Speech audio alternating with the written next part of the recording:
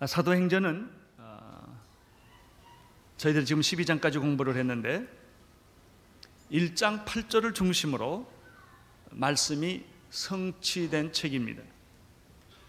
사도행전 1장 8절은 오직 성령이 너희에게 임하시면 너희가 권능을 받고 예루살렘과 온 유대와 사마리아와 땅끝까지 이르러 내 증인이 되리라 라는 말씀이 기록되어 있습니다. 이 말씀이 성취된 책이 바로 사도행전입니다. 1장부터 7장까지의 말씀은 성령이 너희에게 임하시면 너희가 권능을 받고 예루살렘과 예루살렘의 교회가 세워지는 그런 기록을 볼 수가 있습니다. 예루살렘에 성령이 임했습니다. 3,000명, 5,000명 수를 셀 수 없는 많은 사람들이 성령의 바람과 불 속에서 그들이 다 모이기 시작을 했습니다. 그러나 1장부터 7장까지의 말씀은 단순한 부흥과 성장의 얘기가 아니라 하나님의 교회는 핍박을 받고 여러 가지 시험의 과정을 거쳐서 성화되고 정화되고 성숙해진다는 메시지가 여기에 있습니다. 그냥 3,000명, 5,000명 된 것이 아니라 교회는 언제나 고난을 받고 역경을 통과하고 시험을 거치면서 교회는 성장한다는 메시지가 1장부터 7장까지 있습니다. 제2단계는 예루살렘과 온 유대와 사마리아의 복음이 전파되는 과정을 8장에서 12장까지 기록하고 있습니다.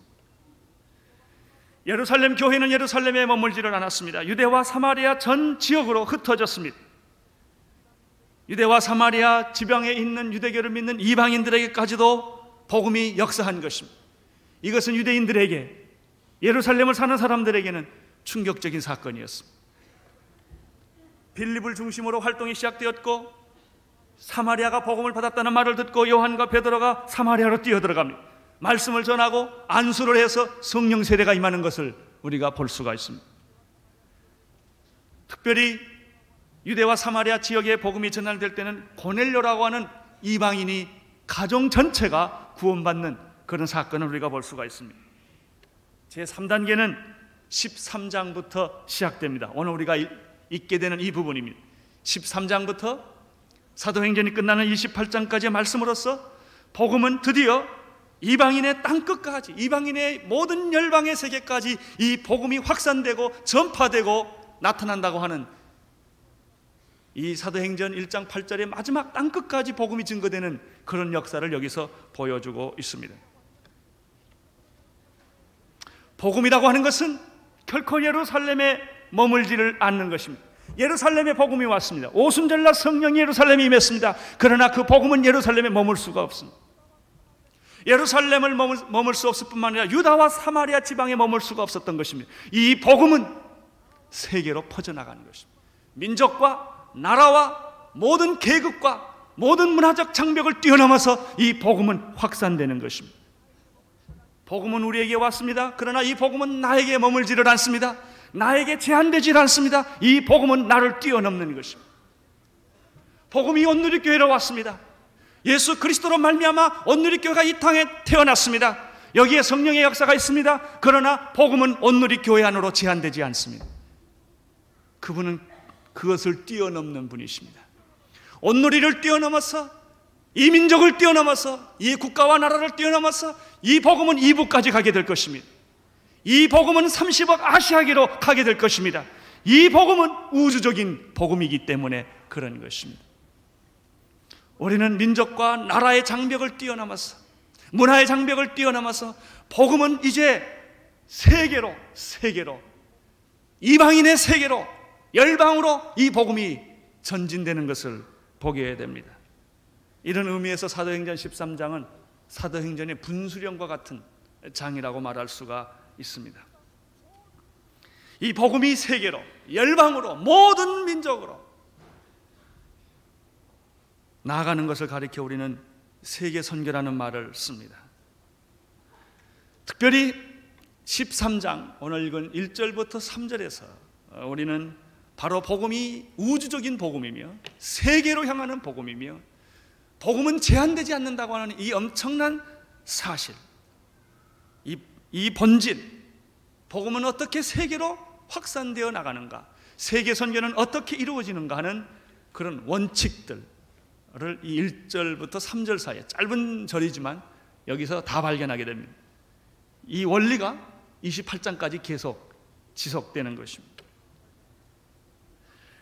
1절부터 3절까지 발견하는 선교의 본질은 무엇입니까? 첫째는 선교의 주체는, 세계 선교의 주체는 사람이 아니라 성령님이라는 사실. 1절, 2절을 한번 같이 읽겠습니다. 시작.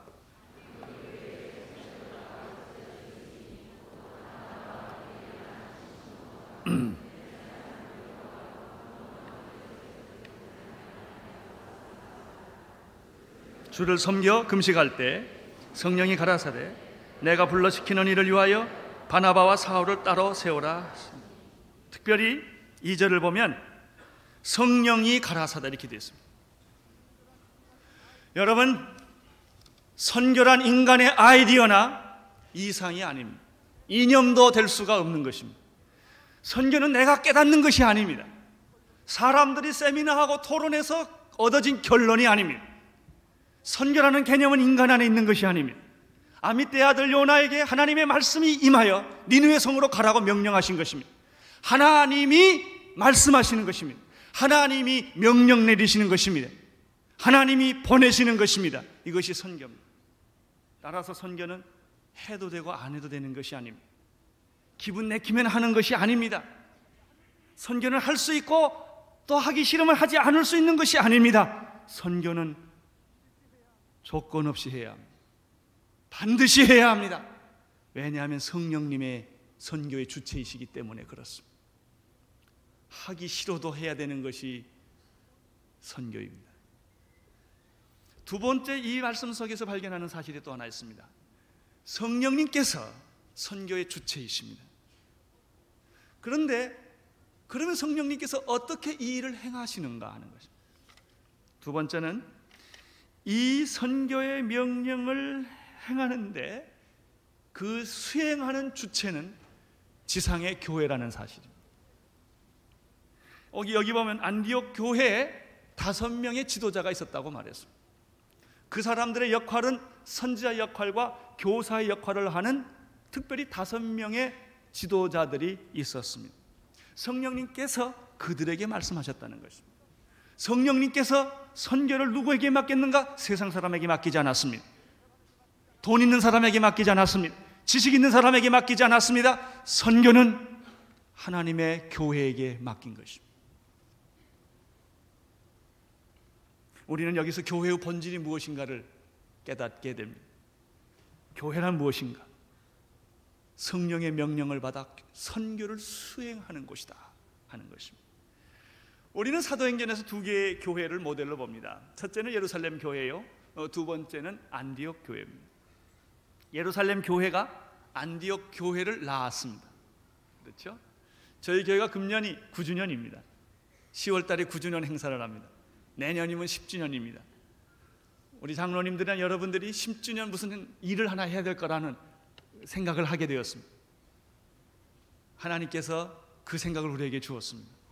그렇습니다. 온누리교회는 교회를 하나 낳아야 됩니다.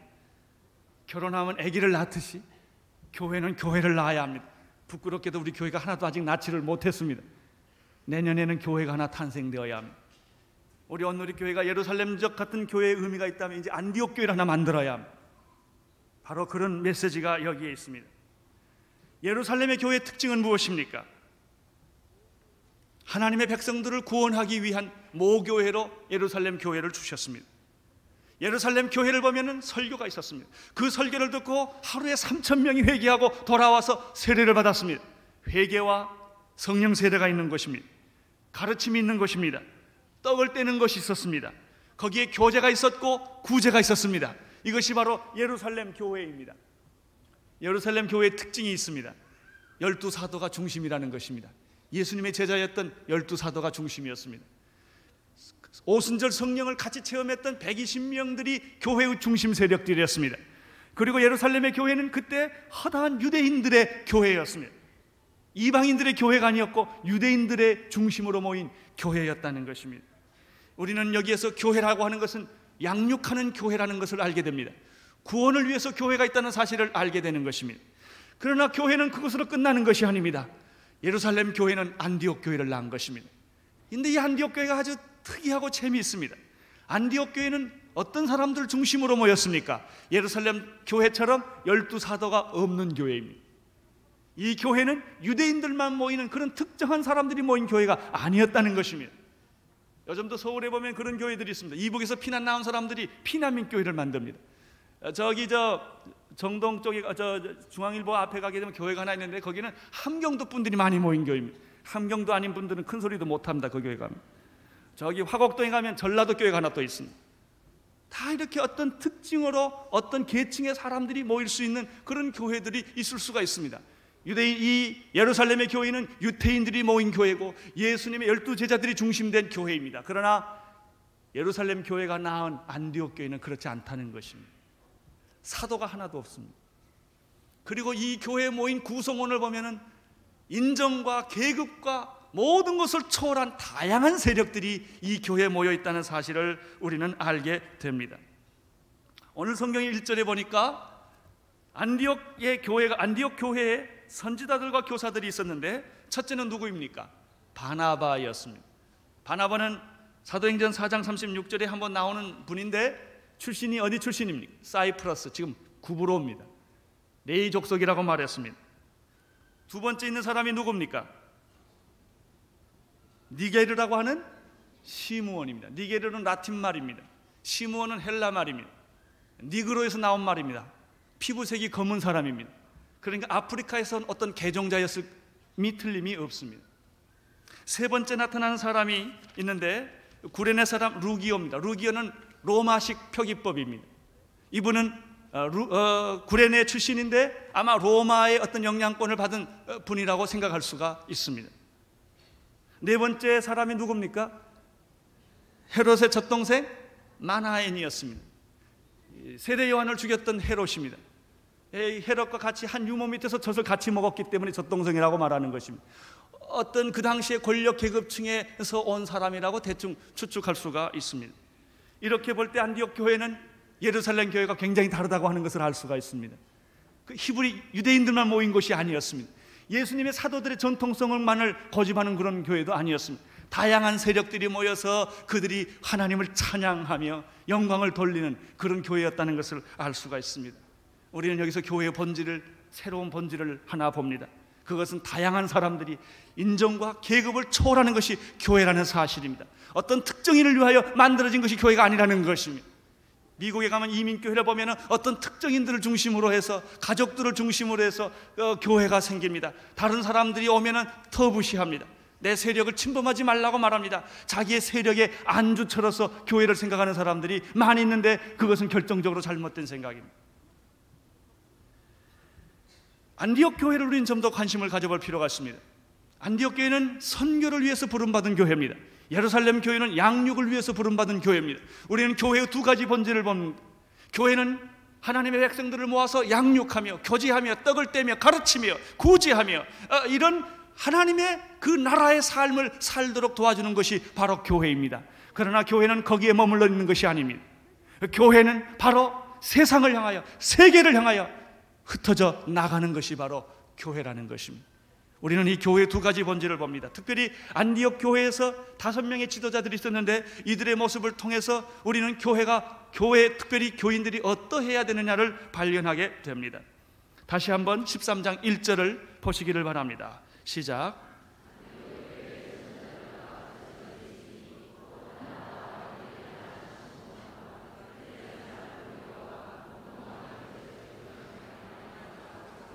여기 보면은 선지자들과 교사들이 있었다고 말했습니다. 그들이 하는 일은 하나님의 말씀을 예언하며 선포하는 예언자적인, 선지자적인 그런 역할을 하는 일을 했다고 합니다. 또 한 그룹은 하나님의 말씀을 가르치는 교사의 역할을 했다고 말했습니다. 이 두 말을 종합해 보면 하나님 말씀에 봉사하고 헌신했다고 말씀을 드릴 수가 있습니다. 여러분, 교회에 오셔서 무엇을 제일 중요하게 생각하십니까? 여러분이 교회에 오셔서 제일 먼저 봉사해야 할 부분은 말씀입니다. 배우든지 가르치시든지. 배우는 게 자존심이 상하시는 분은 가르치십시오. 가르칠 자신이 없으면 배우십시오. 배우는 게 싫으면 가르치십시오. 절대로 중간에 있지 마십시오. 교회 나오면서 제일 불행한 사람은 왔다 갔다 하는 사람입니다.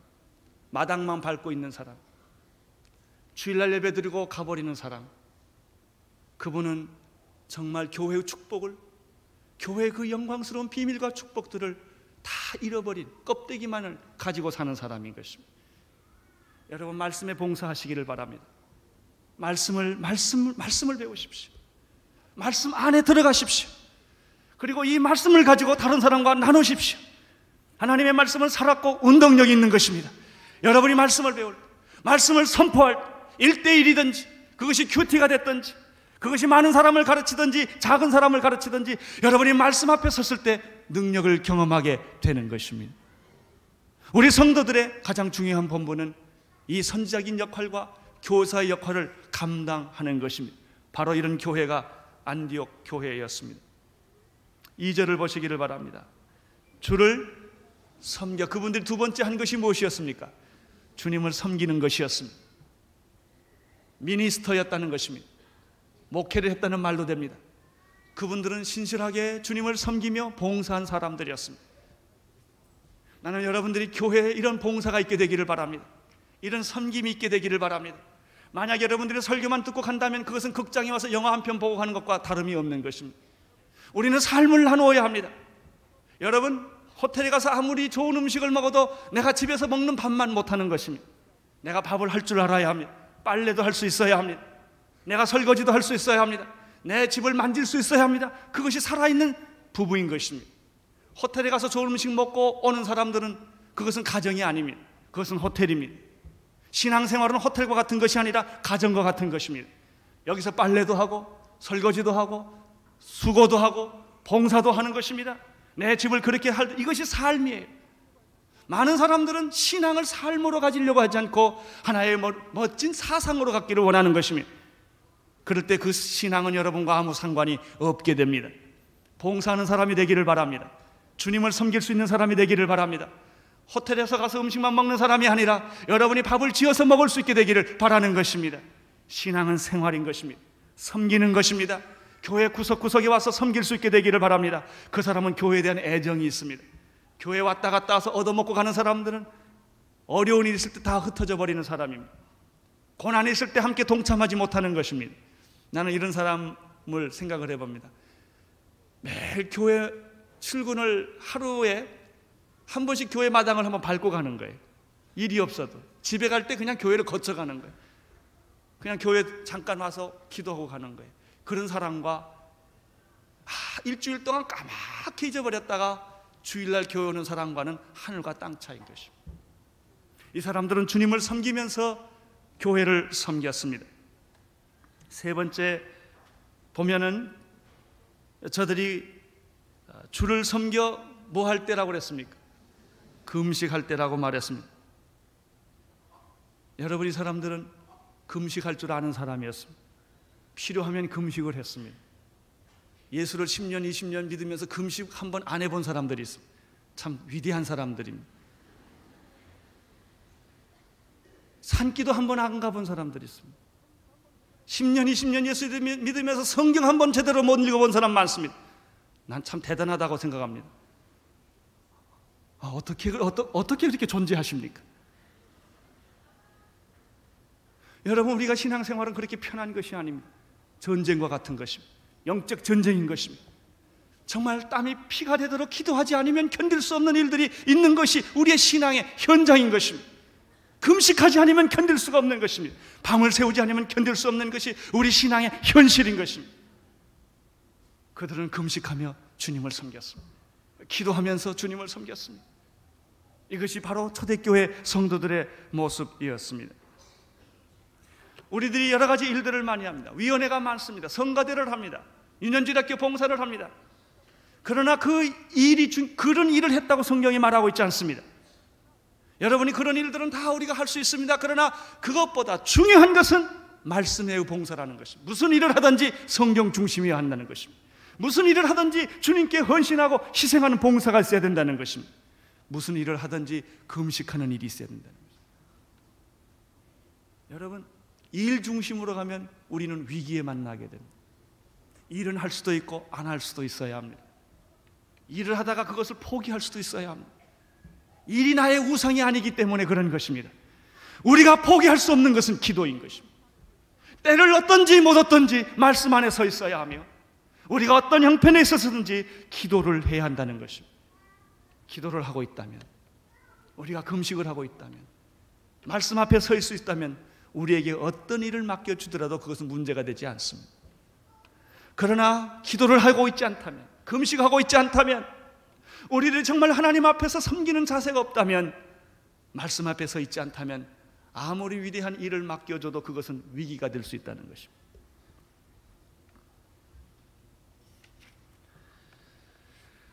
특별히 선교 명령은 금식 기도 중에 이루어졌다는 사실에 주목을 하시기를 바랍니다. 선교는 인간이 하는 것이 아니라 성령님이 하시는 것이다.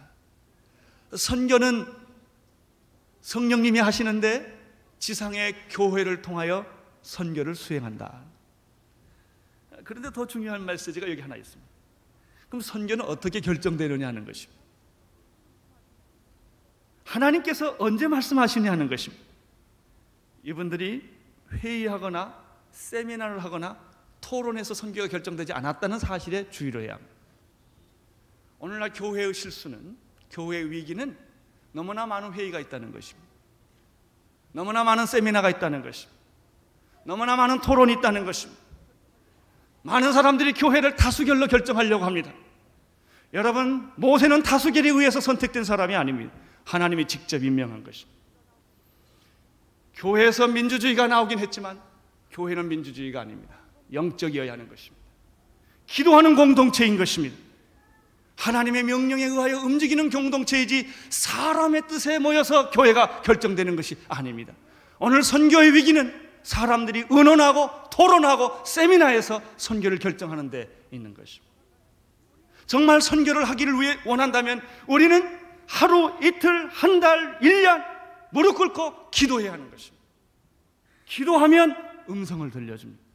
기도하면 하나님께서 길을 보여주시는 것입니다. 기도하면 하나님께서 방향을 보여주시는 것입니다.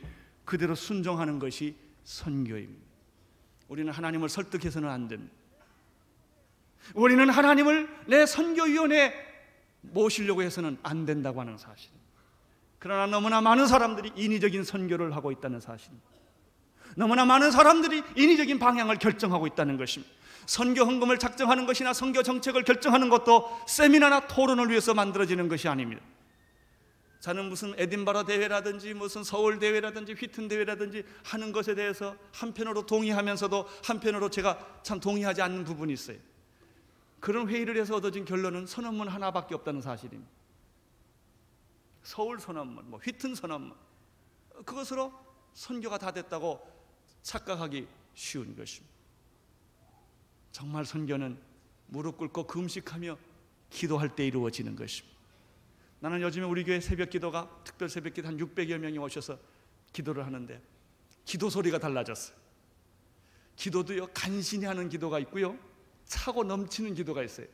그 자동차의 엔진이 약하면 낄낄대고 가는 차가 있고요, 엔진 좀 쫙 가는 차가 있어요. 기도도 쫙 가야 됩니다. 이게 그냥 힘겨워서 가면 안 돼요. 근데 요즘 우리 새벽 기도가 얼마나 기도가 좋은지 몰라요. 그래요. 그렇게 기도하면 선교가 되는 거예요. 그렇게 전략을 짜고 작전을 안 짜도 기도보다 더 위대한 전략이 없다는 것입니다. 기도보다 더 위대한 선택이 없다는 것입니다. 바로 그것이 사도행전 13장 1절부터 3절에서 보여주는 하나님의 방법입니다. 세계 선교는 어떻게 이루어집니까? 헌신된 사람을 통하여 이루어진다는 사실입니다. 2절을 한번 다시 보기를 바랍니다. 시작.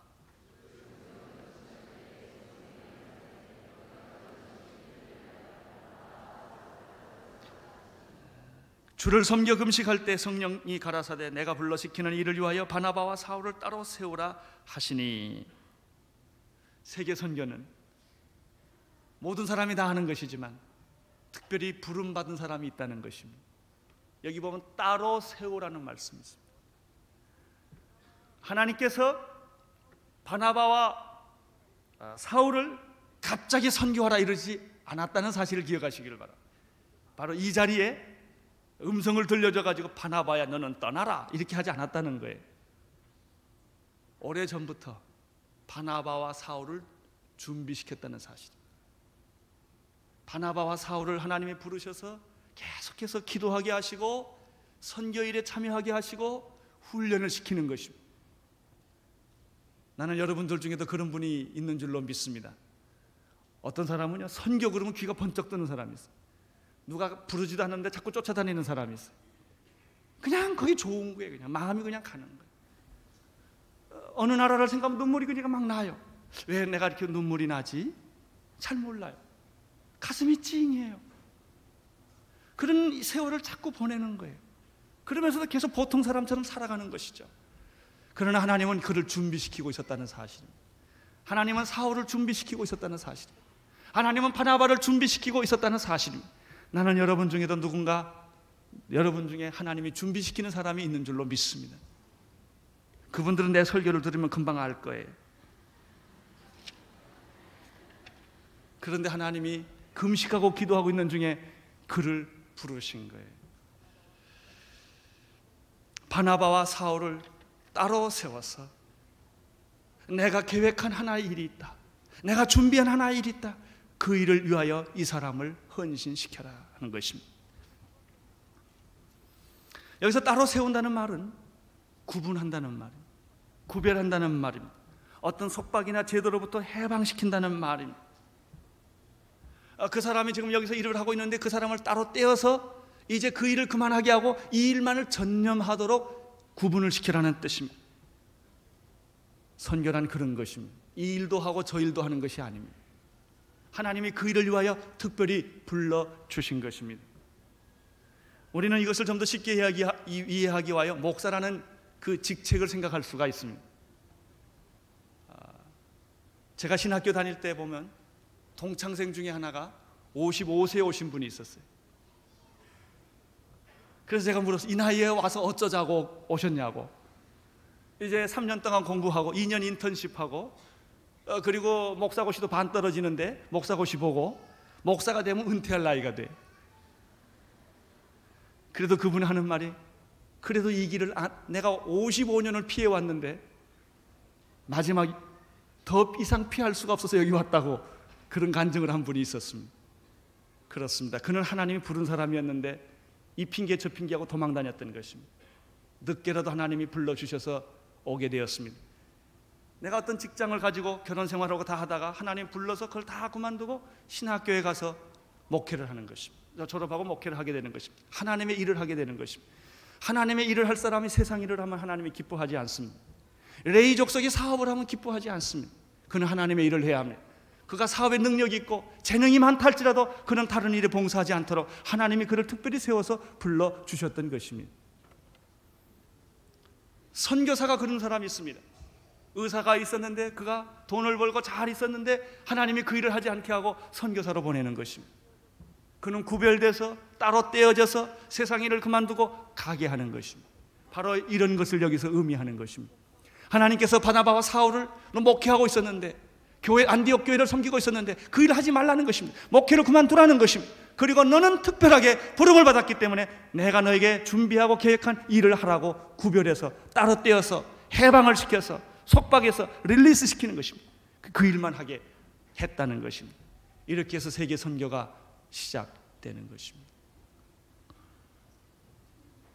과연 직업을 포기하고 헌신할 수 있는가 하고 내가 여러분에게 물어본다면 다 고민하게 될 것입니다. 나는 부름을 받았는가 그러면 다 고민하게 될 것입니다. 저는 최근에 재밌는 분에게서 참 놀라운 헌신에 대한 얘기를 들었습니다. 미스터 헌트라는 분인데 지난 새벽 기도 시간에 제가 이분을 초청해서 간증을 하게 했습니다. 뉴질랜드 분이십니다. 지금 67세가 이제 근 70이 다 가까우신 분인데 아주 뉴질랜드에서 큰 사업을 하는 사람입니다. 그 사람은 원목을, 나무를, 숲을 굉장히 많이 가지고 있습니다. 제 아내가 그분의 비행기를 타고 한번 가봤는데 끝이 없이 숲이 많다고 하는 얘기를 들었습니다. 그분이 서울에 왔습니다. 같이 식사를 하면서 저한테 그분이 이런 말을 합니다. 너희 교회는 비즈니스 선교사를 헌신시키는 일이냐고 물어요. 우리는 다른 선교사를 헌신하는 일 있지만 비즈니스 선교사는 없다고. 그랬더니 그분이 자기 얘기를 해요. 자기가 20대 후반에 헌신했다는 것입니다. 그러나 목사가 된 거거나 선교사가 된 것이 아니라 비즈니스로 헌신했다는 것입니다. 그 후로 이 사람이 성실하게 비즈니스를 60, 70이 다 되도록 해왔는데 자기가 모든 번 돈을 주님을 위해 쓴다는 것입니다. 그리고 비즈니스를 하는 모든 영역에서 자기는 선교사와 같은 마음으로 전도를 한다는 것입니다. 그 사람을 볼 때 저는 한 목사의 성숙보다 더 큰 성숙을 그 사람의 얼굴 속에서 발견하게 되었습니다. 그분하고 이야기하는 동안에도 그 사람 포켓 속엔 계속 전도지, 선교단체 소개문이 나오는 것입니다. 이 사람은 목사가 아닙니다. 선교사가 아닙니다. 그는 비즈니스맨입니다. 그는 그가 번 모든 돈에 거의 자기가 기본적으로 써야 할 돈을 빼놓고는 전부 재단에 다 넣는 것입니다. 그 재단에는 그 돈을 관리하는 사람이 있는데 그 관리하는 사람이 이 돈을 세계 방방곡곡이 다니면서 신학교 도와주고 장학금을 주고 가난한 자의 구제를 주는데 자기도 잘 모른다는 거예요. 자기는 그렇게 부름을 받았다는 것이죠. 이 사람은 목사보다도 선교사보다도 더 큰 헌신을 하고 있다는 사실을 알게 되었습니다. 저는 그분을 발견하고 굉장한 놀라운 이상과 꿈을 갖기 시작을 했습니다. 그렇다. 비즈니스를 하지만 그분이 하나님의 사람일 수도 있다. 선교를 할 수 있다. 교수가 그렇게 할 수 있습니다. 노동자도 그렇게 할 수가 있습니다.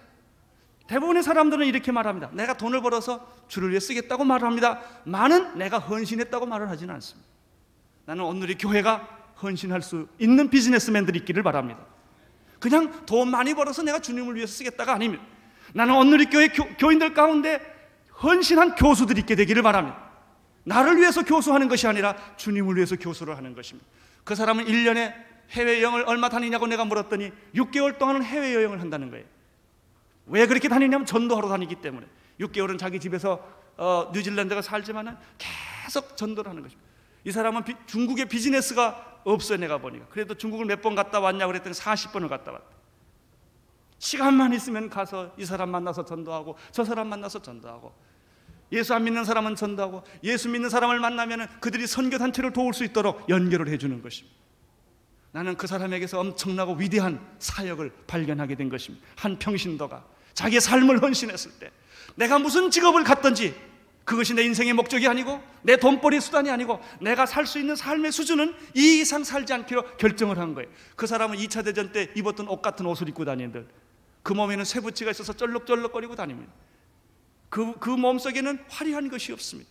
그러나 그는 누구보다도 부자였습니다. 그렇지만 그가 그 돈을 자기가 쓰지도 않았습니다. 대부분의 사람들은 돈이 있으면 자기가 이 사람 저 사람 나누어 줍니다. 그렇게 하면 하나님께 죄를 짓기 때문에 그렇게 하지도 않고 그 돈을 전부 다른 사람한테 맡겨서 돈을 쓰게 하는 것입니다. 얼마나 아름답습니다. 여러분, 이 사람은 비록 비즈니스맨이었지만 헌신된 사람이었다는 것입니다. 선교사와 똑같은 사람이었다는 것입니다. 나는 그런 교수들이 있기를 바랍니다. 나는 그런 비즈니스맨들이 있기를 바라는 것입니다. 나는 그런 전문가들이 우리 교회에 있게 되기를 바라는 것입니다. 여러분의 삶이 헌신되어야 합니다.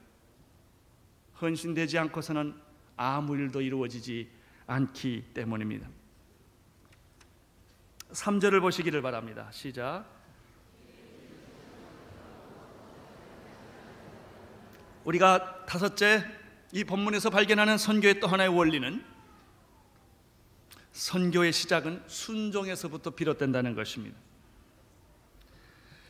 5명의 안디옥 교회 지도자들이 성령님의 이 음성을 들었을 때 얼마나 놀랬겠습니까?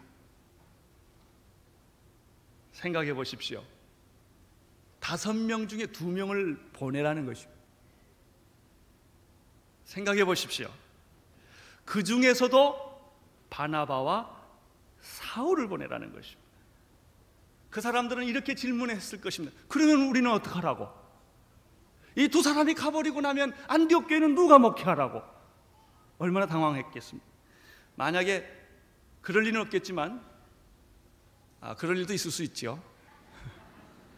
하용조 목사를 보내라고 이렇게 음성이 딱 들렸다고 생각하십니다. 저를 보내주시겠습니까? 나는 보내줄 수 있게 되기를 바랍니다. 그분들이 이런 당황함이 있었던 거예요. 그래서 그 사람들이 3절에 보면 뭐라고 그랬죠? 더 금식을 끝나지를 못하고 계속합니다. 금식하며 그 다음에 뭐라고 그랬죠? 기도했습니다. 그렇지만 그들의 결론은 무엇이었습니까? 순정이었습니다. 안수하고 그들을 포기한 것입니다. 이것이 교회입니다. 교회가 이렇게 할 수 있어야 합니다. 포기할 수 없는 것을 포기해야 합니다. 가장 좋은 것을 내놓아야 합니다. 우리는 과거 이런 얘기를 가끔 들었습니다. 1차 대학, 2차 대학, 3차 대학 떨어지면 가는 것이 신학교라고. 그렇습니까? 사람들은 이렇게 말합니다. 선교를 해야 된다. 다 선교사로 가야 된다고. 그러나 내 자식은 안 된다고. 내 자식은 미국 가야 합니다. 유학을 해야 합니다. 의사가 되어야 합니다. 당신의 자식을 보내라고 할 때는 안 보내려고 하는 것입니다. 다른 사람은 가라는 것입니다. 내가 돈을 주겠다는 것입니다. 그렇습니까? 그게 선교입니까? 아닙니다. 선교는 여러분이 가셔야 하는 것입니다. 제일 좋은 것을 내놓아야 합니다. 자식 중에도 제일 좋은 자식을 내놓아야 합니다. 그것이 선교입니다. 제가 알고 있는 선교단체들을 보면 일부러 박사학위를 안 합니다. 박사학위를 하면 교수로 가야 되니까. 그러면 현장을 떠나야 합니다. 가난한 자를 떠나야 합니다. 자기보다 못 배우고 자기보다 지식이 없고 자기보다 형편없는 사람들 같이 있으려면 자기가 그 자리에 있어야 하는 것입니다. 그래서 일부러 선교사들, 정말 좋은 선교사들은 공부할 자질이 너무나 많은데도 불구하고 자기가 현장에 죽을 때까지 있고 싶어서 그런 유혹을 뿌리치는 것을 내가 수없이 많이 봤습니다. 누가 선교사로 가야 합니까? 누가 목사가 되어야 합니까? 여러분 자녀들 중에서 제일 똑똑하고 믿음 좋은 자녀들이 선택해야 합니다. 세상에 좋은 것들은 다 주고 하나님에게는 쓰레기만 드리겠습니까? 우리가 교회 봉사하고 헌신할 때 보면 자기가 쓰기는 별 볼 일 없고 버리기는 아까운 것들 다 교회에다 줍니다. 여러분 정말 여러분의 삶의 위협을 받으면서까지 헌금해 보신 일이 있습니까? 다 남을고 쓸만하니까 주지 모험하지 않습니다. 신앙은 모험인 것입니다. 여러분 안디옥 교회에서 가장 소중한 바나바와 사울을 내놨다는 사실이 선교의 시작이라는 사실을 기억해야 합니다. 만약에 우리 한국에 100년 전에 선교사들이 시시한 사람이 왔더라면 한국이 변했겠습니까? 연세대학이 생겼겠습니까? 유화대학이 생겼겠습니까? 배제학당이 생겼겠습니까? 아닙니다. 미국에서도 거기에 남아있으면 얼마든지 잘 살 수 있는 사람들, 얼마든지 존경받고 살 수 있는 사람들이 부름을 받고 자기의 위치를 다 포기하고 그 당시에 한국은 어떤 한국이었습니까? 죽음의 땅이었습니다. 그곳에 와서 평생을 고생하고 한 생애를 마쳤기 때문에 선교의 장은 열렸던 것입니다. 우리는 우리가 가지고 있는 최고의 것을 바쳐야 합니다. 그것이 선교입니다. 시시한 것을 드리는 것이 아닙니다. 내가 쓰다 남은 찌꺼기나 쓰레기 같은 것을 던지는 것이 아니라 내 생애의 가장 중요한 핵심을 드리는 것입니다. 그것을 드리면 내가 망할 만큼, 그것을 드리면 내 존재가 없어질 것만큼, 이것이 바로 헌신이요 선교였다는 사실입니다. 그것이 바로 바나바와 사울을 내놓을 수 있었던 안디옥 교회 성도들의 위대한 선택이었습니다. 선교란 의논해서 하는 것이 아닙니다. 선교란 상황 때문에 하는 것도 아닙니다. 아시아로 전도하러 가렸던 사울에게 하나님은 나타나셔서 아시아 전도를 금하셨습니다. 그것이 하나님의 선교의 방법입니다. 정말 선교를 하고 싶습니까? 여러분의 방법을 내려놓으십시오. 여러분이 나는 이 나라라고 하겠다는 생각까지도 내려놓으셔야 합니다. 어떤 사람은 그렇게 말합니다. 하나님, 나는 꼭 이 나라 가서 선교하겠습니다. 그러나 하나님의 생각은 아닐 수도 있습니다. 내가 아무리 그 나라를 가고 싶어도 하나님이 바꾸라고 그러면 바꾸는 것이 선교입니다. 따라서 금식하셔야 합니다. 기도하셔야 합니다. 순종할 마음이 있어야 합니다. 주님 어떤 명령을 내리시든지 우리는 순종하기를 원하나이다. 이것이 바로 사도행전 13장 1절부터 3절까지 일어난 세계 선교의 출발이었다고 하는 점입니다. 우리는 결론으로 이렇게 세 가지를 요약할 수가 있습니다. 성령님께서 일을 시작하셨다는 것입니다. 두 번째는 성령님께서 일을 시작할 수 있도록 안디옥 교회 성도들은 환경을 만들어 주었다는 사실입니다. 세 번째로 하나님의 명령이 내렸을 때 그들은 가장 어려운 선택과 결정이었지만 바울과 바나바를 선교사로 내주기로 결정했다는 사실입니다. 이제 이 사실로 인하여 1차, 2차, 3차 전도 여행이 시작되며 바로 이 여행은 전 세계로 급기야 퍼지게 되는 것입니다. 나는 온누리교회가 그런 교회가 되기를 바랍니다. 여러분이 그런 성도들이 되시기를 바랍니다. 기도하겠습니다. 하나님 아버지, 감사와 찬송과 영광을 올려 돌립니다. 안디옥 교회를 보면 우리가 감당하기에 부담스러운 교회입니다. 그러나 하나님께서는 그 교회를 통하여 세계 선교를 시작하셨습니다. 주님, 온누리교회가 그런 교회가 되기를 원합니다. 온누리교회 모든 목회자들이 그런 목회자들이 되기를 원합니다. 온누리교회 모든 성도님들이 그런 성도님들 되기를 원합니다. 예수님 이름으로 기도드리옵나이다.